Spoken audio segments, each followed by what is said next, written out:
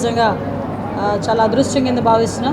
రోజు ఈ కార్యక్రమానికి నాతో పాటు ముఖ్య అతిథులుగా విచ్చేసిన మన డీసీపీ గారు హరీష్ కుమార్ గుప్తా గారికి, అదేవిధంగా నిత్యం ట్రాఫిక్కి సంబంధించి కానీ, లా అండ్ ఆర్డర్కి సంబంధించింది కానీ అన్ని విషయాలని కూడా టెక్నాలజీని బేస్ చేసుకొని ఇక్కడ లా అండ్ ఆర్డర్ కంట్రోల్ చేయడంలో, అదేవిధంగా టెక్నాలజీని అడాప్ట్ చేయడంలో కూడా రాష్ట్రంలోనే ముందుండే మా సిపి గారు రాజశేఖర్ బాబు గారికి, అదేవిధంగా పెద్దలు గౌరవనీయులు అన్న ఎంపీ గారు చిండి గారికి, అదేవిధంగా అన్న ఎమ్మెల్యే గారు బొండ ఉమా గారికి, అదేవిధంగా పెద్దలు మన డీసీపీ కేవీసీ సరిత గారికి, డీసీపీ క్రైమ్ తిరుమలేశ్వర్ రెడ్డి గారికి, అదేవిధంగా డీసీపీ సిఎస్డబ్ల్యూ ఉదయరాణి గారికి, డీసీపీ ట్రాఫిక్ కృష్ణమూర్తి నాయుడు గారు, డీసీపీ ప్రసాద్ గారికి అందరికీ కూడా పేరు పేరున ధన్యవాదాలు. ఎస్పెషల్లీ ఈరోజు ఈ కార్యక్రమాన్ని ఇంత బాగా ఆర్గనైజ్ చేయడమే కాకుండా ఒక మోడల్ పోలీస్ స్టేషన్ని, నాకు తెలిసి రాష్ట్రంలో ఇది ఫస్ట్ పోలీస్ స్టేషన్ అన్నమాట. అంటే మోడల్ పోలీస్ స్టేషన్స్ చాలా కట్టున్నారు, కానీ అన్నిటికీ మించి చాలా అంటే లోపలికి రాగానే ఏదో పోలీస్ స్టేషన్కి వచ్చాము, మనకి సాధారణంగా ఒక ఫీల్ ఉంటుంది. హాస్పిటల్కి వెళ్ళేసరికి హాస్పిటల్ వాతావరణానికి సగం జబ్బులు ఇంకా ఎక్కువ అవుతాయి. మనకి పోలీస్ స్టేషన్కి వచ్చేసరికి, కొన్ని పోలీస్ స్టేషన్లోకి వెళ్ళేసరికి మనకున్న బాధ ఇంకొంచెం రెట్టింపు అయ్యే పరిస్థితి ఉంటుంది, ఆ అట్మాస్ఫియర్ బట్టో లేకపోతే అక్కడున్న సర్కమ్స్టెన్సెస్ బట్టో. కానీ ఇక్కడికి వచ్చేసరికి నాకు ఒక కార్పొరేట్ ఆఫీస్లోకి వచ్చినంత ఫీలింగ్ కలిగింది. దట్స్ వై నేను అంత అప్రిషియేట్ చేస్తున్నాను. మీరు ఒక పోలీస్ స్టేషన్కి వచ్చేసరికి ముందు ఒక రిసెప్షను, తర్వాత ఒక ఎస్హెచ్ఓ రూము, తర్వాత ఒక జైలు సంబంధించిన అన్నీ కనిపిస్తుంటాయి రికార్డ్స్తో. కానీ ఇక్కడికి వచ్చేసరికి ఎవ్రీ టైంలో అంటే అక్కడే ఏఎస్ఐ కూర్చుంటారు, అక్కడే హెచ్సి కూర్చుంటారు, అక్కడే కానిస్టేబుల్ కూర్చుంటారు. ఇవన్నీ జరిగే పరిస్థితి నుంచి ఈరోజు సపరేట్గా దీనికి ఈ బిల్డింగ్లో హార్డ్లీ నేను ఇప్పుడే చూస్తున్నా 320 గజాల్లో దగ్గర 2,50,00,000 రూపాయలు పెట్టి ఒక beautiful building, beautiful police station కట్టారు. ఇందులో చూస్తే ప్రతి ఒక్కరికి కూడా, ఆఖరికి హెడ్ కానిస్టేబుల్కి కూడా ఒక రూము, ఏఎస్ఐకి ఒక రూమ్, ఎస్ఐకి ఒక రూమ్, సిఐకి ఒక రూమ్, ఏఎస్పీకి కూడా ఒక ఏసీపీకి కూడా ఒక రూమ్ కూడా అలాట్ చేసి ముందుగానే, అంటే ఫర్దర్గా మనకు ఎక్స్పాండ్ చేస్తామేమో ముందుగానే ఊహించి ఒక రూమ్ ఏర్పాటు చేయటం. వీటన్నిటికీ మించి this is the first police station having gym. అంటే ఒక శారీరక వ్యాయామం కూడా, ఎప్పుడంటే పోలీసులకి మెంటల్ ప్రెషర్ అంటుంటుందో ఆ మెంటల్ ప్రెషర్ని తట్టుకోవాలనుకుంటే కనుక ఫిజికల్ ఎక్సర్సైజ్ అవసరం అని చెప్పడానికి కూడా ఒక జిమ్ రూమ్ని ఏర్పాటు చేశారు. ఎస్పెషల్లీ ఆ ప్రెషర్ని తట్టుకోవడానికి ఒక యోగా రూమ్ ఏర్పాటు చేశారు. ఇంకో బ్యూటిఫుల్ థింగ్ ఏంటంటే, వచ్చిన వాళ్ళు ఎవరైనా ఉమెన్కి సంబంధించి రిలేటెడ్ ఇష్యూస్లో వస్తే ఆ పిల్లలకి ఆడుకోవడానికి ఒక జోన్, ప్లేయింగ్ జోన్ కూడా ఏర్పాటు చేశారు.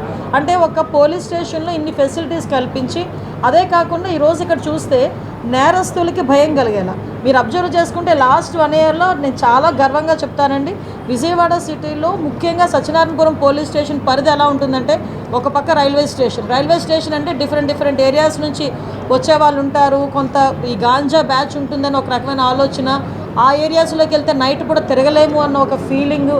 అదేవిధంగా ధర్నా చౌక్, ఎప్పుడు ఏ పార్టీ వాళ్ళు, ఎప్పుడు ఏ ఉద్యోగస్తులు, ఎప్పుడు ఎవరు ధర్నా చేస్తారో అది మానిటరింగ్ చేయటం.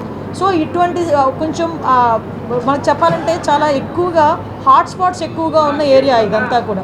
సో ఈ ఏరియాలోని మనం మానిటరింగ్ చేయడం కానీ, మనకేంటంటే ఇన్విజిబుల్ పోలీసింగ్ చేయడం కూడా చాలా ఇంపార్టెంట్ అని చెప్పి సుమారుగా ఈ పరిధిలో దగ్గర 200 కెమెరాలు పెట్టారు ఈ పోలీస్ స్టేషన్ పరిధిలో. ఈ పోలీస్ స్టేషన్ చుట్టూ కూడా ఒక 10 కెమెరాలు పెట్టారు. రౌడీ షీటర్స్ కూడా వచ్చి ఎవ్రీ సండే వచ్చి సిగ్నేచర్ పెట్టాల్సిన రౌడీ షీటర్స్ కూడా వచ్చారా లేదా తెలియడానికి వాళ్ళకి ఫేస్ రికగ్నిషన్ పెట్టారు. అంటే టెక్నాలజీని మోస్ట్లీ అడాప్ట్ చేసుకొని నేరాల నియంత్రణకి కూడా ఇక్కడ మనం చేసే పరిస్థితి కూడా కనిపిస్తూ ఉంది. నిజంగా చాలా అప్రిషియేట్ చేయాలి. ఈరోజు ఇప్పుడే అన్నారు విజయవాడ మా ఎంపీ గారు, ఎమ్మెల్యే గారు కూడా ఉన్నారు. ఇక్కడ మేజర్ ఏంటంటే విజయవాడ ప్రజలకి అవేర్నెస్ ఎక్కువ. విషయం ఏంటంటే ఈ లా అండ్ ఆర్డర్ కంట్రోల్లో మేము కూడా పార్ట్ తీసుకుంటామని ముందుకు వచ్చి వాళ్ళని మోటివేట్ చేయడం కూడా డిపార్ట్మెంట్ వాళ్ళు ఆ విషయంలో సక్సెస్ అయ్యారని నేను చెప్పాలి. ఎందుకంటే మనకి జగ్గైపేట కాన్స్టిట్యున్సీ మొత్తం సీసీ కెమెరాలు పెట్టారు. ఈరోజు ఈస్ట్ కాన్స్టిట్యున్సీ సుజనా చౌదరి గారు సుమారుగా ఆయన కాన్స్టిట్యున్సీ వెస్ట్ కాన్స్టిట్యున్సీ, ఆయన కాన్స్టిట్యున్సీలో సుమారుగా అన్ని దగ్గర కూడా సీసీ కెమెరాస్ ఇవ్వడానికి ఆయన సిద్ధపడ్డారు. ఇక్కడ సుమారుగా 200 సీసీ కెమెరాస్.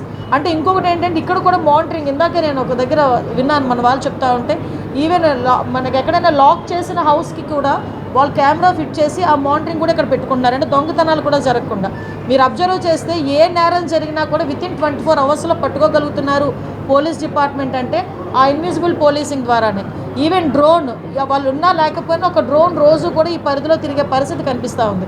కాబట్టి నేను ఎందుకు ఇంత క్లియర్గా చెప్తున్నానంటే, ఒక పక్క పబ్లిక్కి రక్షణ కల్పిస్తున్నామని వాళ్ళకి భరోసా కల్పించడం ఒక పక్క అయితే, ఇంకో పక్క నేరస్తులు చేసే వాళ్ళు కూడా కొంచెం అది తగ్గుతుంది, తగ్గుముఖం పట్టాలి, మిమ్మల్ని ఎవరు కూడా వదిలిపెట్టారని చెప్పడానికి చాలా క్లియర్గా ఇవన్నీ కూడా చెప్తున్నాం. ఇప్పుడు రాష్ట్రంలోనే మీరు అందరూ చూసారండి, రాష్ట్రం మొత్తం మీద సీసీ కెమెరాలు మేము 1,00,000 టార్గెట్ పెట్టుకున్నాం. 1,00,000 టార్గెట్కి దిశగా ముందుకెళ్తున్నాం. హార్డ్లీ ఇంకో 20-30% కనుక అది క్లియర్ అవుతుంది. నెక్స్ట్ ఈగల ద్వారా మన గాంజాని కూడా అరికట్టేదానికి ఈగలు కూడా చాలా ఎఫెక్టివ్గా పనిచేస్తుంది. మీరు ఈ మధ్యకాలంలో చూస్తే ఈగల్ కల్టివేషన్ తగ్గింది. మనకి ఒరిస్సా అటువైపు నుంచి వస్తుందంటే రీసెంట్గా ఒక చిన్న మీటింగ్ యాక్చువల్గా పోస్ట్పోన్ అయింది. మళ్ళీ రీసెంట్గా ఈ వీక్లో మన డీసీపీ గారు కూడా మీటింగ్ అటెండ్ అవుతారు. ఒరిస్సా అండ్ పోలీస్ అండ్ మన పోలీస్ కలిపి ఒక coordination meeting. At the same time మీ అందరికీ కూడా ఒక విన్నపం, యోగా డే కూడా June 21 యోగా డే కూడా జరుగుతోంది. ఆ రోజు గౌరవ ప్రధానమంత్రి మోడీ గారు కూడా విశాఖపట్నం వస్తున్నారు. దానికి ప్రతి ఒక్క నెల రోజుల ప్రోగ్రామ్స్ కూడా ఇచ్చున్నాం. ఆ నెల రోజుల ప్రోగ్రామ్స్లో కూడా నేను చాలా ప్రౌడ్ టు సే మా పోలీస్ డిపార్ట్మెంటే ఫస్ట్ ఇనిషియేషన్ తీసుకొని 5,000 మందితో విశాఖపట్నం బీచ్లో ఫస్ట్ స్టార్టింగ్ కూడా మేమే చేసాం, డిపార్ట్మెంటే చేసాం. సో అన్ని విషయాల్లోని కూడా ఈ 1 year కాలంలోనే మీరు అబ్జర్వ్ చేసి ఉంటారు, ఎక్కడా కూడా హౌస్ అరెస్టులు లేవు, పరదాలు కట్టట్లేదు, చెట్లు కొట్టట్లేదు, జనాలకి ఎవరికి ఇబ్బందులు పెట్టట్లేదు, సీఎం గారు వస్తున్నారని షాపులు ముయ్యట్లేదు, ఎవరో మంత్రులు వస్తున్నారని ట్రాఫిక్ ఆపట్లేదు. పబ్లిక్ రిలేటెడ్కే మేము మెయిన్ ప్రాధాన్యత ఇచ్చి వాళ్ళ భద్రత ధ్యేయంగా ఈరోజు మేము పనిచేసుకుంటున్నాం. దీనికి ప్రజాప్రతినిధులు ఎస్పెషల్లీ పోలీస్ డిపార్ట్మెంట్ అందరూ కూడా సహకరిస్తున్నారు. ఎంత ప్రెజర్ ఉన్నా కూడా పోలీస్ డిపార్ట్మెంట్ ప్రజలకు సేవ చేసే విషయంలో వెనకడుగు వేయరు అని చెప్పడానికి సంవత్సర కాలంలో మా పోలీస్ డిపార్ట్మెంట్ పనిచేసిన తీరు బట్టి మీ అందరికీ కూడా అర్థమయ్యే ఉంటుంది. దానికి ప్రజల సహకారం అవసరం, మీడియా సహకారం అవసరం. Thank you. నేను ఈ వర్డ్ మా డీజీపీ గారు సిపి గారు ముందు చెప్పాలి, అంటే చెప్పాలో కూడా నాకు తెలీదు. కానీ చట్టాన్ని కంట్రోల్ చేయాల్సింది పోలీసులే.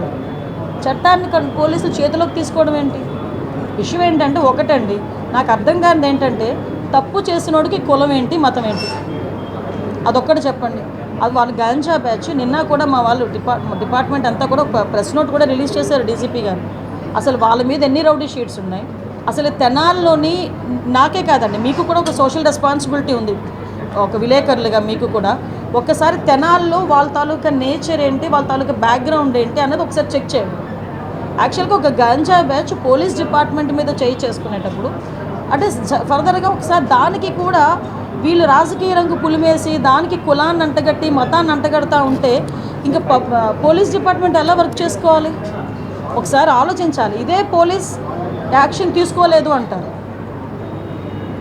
ఏదైనా ఒక స్టెప్ ఫార్వర్డ్ వేస్తే ఈ రకంగా మాట్లాడతారు. అంటే నేనేమంటానంటే కొంత పని మా డిపార్ట్మెంట్ చేసుకుని ఇవ్వాలి. అలాగని ఇప్పుడు అమాయకులను ఎవరిని కూడా మేము పడితే, ఇప్పుడు నేను ఒకటే మాట్లాడుతున్నానండి, ఇదే ఇప్పుడు ఎక్స్-సీఎం ఇప్పుడు ఈయన జగన్మోహన్ రెడ్డి ఏదేదో మాట్లాడుతున్నారు, ట్వీట్లో ఏదో పడుతున్నారు, రేపు కూడా వస్తారు అంటున్నారు. నేను డైరెక్ట్ క్వశ్చన్ అండి, డాక్టర్ సుధాకర్ అనే వ్యక్తి మాస్క్ అడిగిన పాపానికి నడి రోడ్డు మీద రెక్కలు విడిచి చొక్కా ఇప్పి కొట్టిన సందర్భం మర్చిపోయారా? మరి ఆ రోజు ఎందుకు మాట్లాడలేదు జగన్మోహన్ రెడ్డి? ఆ రోజైతే భావ స్వేచ్ఛా ప్రకటన, ఆ రోజైతే అదే చంద్రబాబు నాయుడు గారు అమరావతి చూడటానికి వెళ్తే బస్సు మీద రాళ్ళు ఇసురుతూ ఉంటే ఆ రోజు ఎందుకు రాళ్ళు ఇసిరారంటే భావ స్వేచ్ఛా ప్రకటన అని మాట్లాడారు. అదే పోలీస్ డీజీపీ ఆఫీస్కి పక్కనే ఉన్న మా సెంట్రల్ ఆఫీస్ మీద దాడి చేస్తే మా కార్యకర్తలకి బీపీ వచ్చింది అన్నారు. ఇవన్నీ ఎక్స్-సీఎం మాట్లాడిన మాటలే కదా. ఈరోజు ఇప్పుడు అదే వరప్రసాద్ అని, మన రాజమండ్రిలో వరప్రసాద్ అని ఇసుక మాఫియా గురించి మాట్లాడితే పోలీస్ స్టేషన్లో కూర్చొని శిరోముండనం చేస్తే మరి ఆ రోజు ఎందుకు మాట్లాడలేదు? దళిత నాయకుడు, ఆ రోజు దళితులు ఎందుకు శిరోముండనం చేశారు అని చెప్పి ఆ రోజు ఎందుకు మాట్లాడలే? ఆ రోజు ఎందుకు వరప్రసాద్ ఇంటికి వెళ్ళి పలకరించలే? ఆ రోజు ఎందుకు డాక్టర్ సుధాకర్ ఇంటికి వెళ్ళి పలకరించలే? ఆ రోజు ఎందుకు ప్రవీణ్ ఇంటికి వెళ్ళి పలకరించలే? అంటే పులివెందల నాగమ్మ అనే అమ్మాయిని చాలా బ్రూటల్గా హత్య చేస్తే మేము వెళ్తే మా మీద అట్రాసిటీ కేసులు పెట్టారే. మరి పులివెందల నియోజకవర్గంలో నాగమ్మ ఇంటికి ఎందుకు ఆ రోజు జగన్మోహన్ రెడ్డి వెళ్ళే? ఈరోజు రాజకీయ లబ్ధి గురించి కులాలని మతాలని రెచ్చగొట్టడానికి మాత్రమే ఈరోజు తప్పు చేసిన వాడి ఇంటికి, అదేవిధంగా గాంజాయి బ్యాచ్ వాళ్ళ ఇంటికి వెళ్తున్నాడంటే అతని బ్యాక్గ్రౌండ్ ఏంటో మనం కూడా ఆలోచించుకోవాలి, ప్రజలు కూడా ఆలోచించుకోవాలి. చట్ట ప్రకారం ఏం చేయాలన్నా పోలీసులకే చెల్లుతుంది. ఏ పోలీస్ అయినా చట్ట ప్రకారమే చేయాలి, చట్ట ప్రకారమే చేస్తారు, చట్ట ప్రకారమే చేస్తున్నారు. ఓకే. ఎందుకంటే లాస్ట్ టైం సజ్జల గారి చేతిలో, లాస్ట్ హోమ్ మినిస్టర్ చేతిలో కానీ సీఎం చేతిలో కానీ పోలీస్ డిపార్ట్మెంట్ ఉండేది కాదు, సజ్జల గారి చేతిలో ఉండేది. ఆ రోజు పరదాలు కట్టుకొని మా టీడీపీ వాళ్ళందరినీ కూడా హౌస్ అరెస్టులు చేసుకొని ఆ రోజు గాడి తప్పిన పోలీస్ డిపార్ట్మెంట్ని ఈ సంవత్సర కాలంగా మా డీసీపీ గారు, మా సిపిలు, మా ఎస్పీలు, ఆఖరికి హోంగార్డ్ వరకు కూడా అక్కడ స్థాయి నుంచి ఈ స్థాయి వరకు కూడా అందరూ వ్యవస్థని ఈరోజు కంట్రోల్లో తెచ్చుకొని లా అండ్ ఆర్డర్ సక్రమంగా చేసుకుంటున్నారు. అది ప్రజలు కూడా గమనించారు. హిట్ టీవీ యాప్, ఇందులో short news, live news, entertainment shows, movies, digital magazines తో పాటు మీ జిల్లా వార్తలను కూడా ఫ్రీగా చూడొచ్చు. అంతేకాదు కేజీ నుంచి పీజీ వరకు విద్యార్థులకు స్కాలర్షిప్ కూడా అందిస్తున్నాం. ప్రతి వారం 10 మందికి లక్కీ డ్రా ద్వారా ఒక్కొక్కరికి 10,000 రూపాయలు అందిస్తున్నాం. ఇంకెందుకు ఆలస్యం, వెంటనే హిట్ టీవీ యాప్ ని డౌన్లోడ్ చేసుకుని ఫ్రీగా ఎంటర్టైన్మెంట్ పొందండి. Hit TV app. Hit TV app. Please download Hit TV app. Hit TV యాప్ని ఫ్రీగా డౌన్లోడ్ చేసుకొని ఎంజాయ్ చేయండి. మీకు నచ్చిన ఎంటర్టైన్మెంట్ కోసం హిట్ టీవీ యాప్ ని ఫ్రీగా డౌన్లోడ్ చేసుకొని ఎంజాయ్ చేయండి. హిట్ టీవీ యాప్ని డౌన్లోడ్ చేసుకుని ఆస్వాదించండి, ఆశీర్వదించండి. ఇంతమంది సెలబ్రిటీలు హిట్ టీవీ యాప్ ని డౌన్లోడ్ చేసుకోండి అని చెప్తున్నారంటే ఎంత మంచి యాప్ ఆలోచించండి. అమెరికాలో చదవాలనుకునే వాళ్ళకి విశ్వసనీయమైన పేరు మన శౌర్య కన్సల్టెన్సీ. UK లో 1 year masters, UK లో 1 year masters, 2 years work permit up to 5 years visa. Contact Saurya Consultancy. Contact 89851 89851.